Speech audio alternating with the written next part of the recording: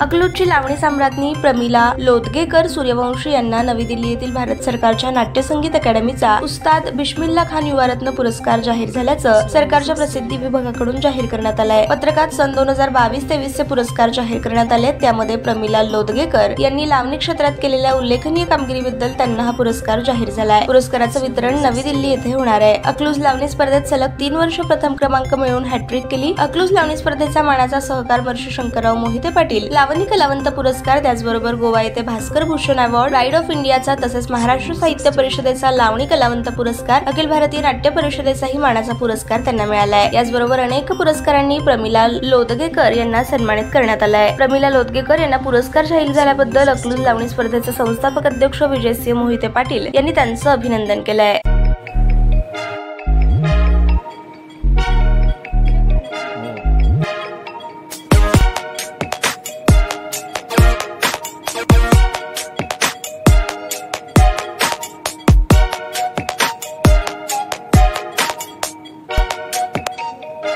सोलापूर शहरातील सुप्रसिद्ध हॉस्पिटल म्हणजे सेंट्रल मल्टी स्पेशालिटी हॉस्पिटल मागील अनेक वर्षापासून सेवा बजावत आहे। 24 तास इमर्जन्सी सर्व्हिस, मॉडर्न टेक्नॉलॉजी, अनुभवी डॉक्टर्स तसेच अत्याधुनिक तंत्रज्ञान सुविधांनी सुसज्ज स्त्रीरोग प्रसूती विभाग, ऑर्थोपेडिक विभाग, मेडिकल विभाग आणि इतर एकमेव नाव म्हणजे सेंट्रल मल्टी स्पेशालिटी हॉस्पिटल।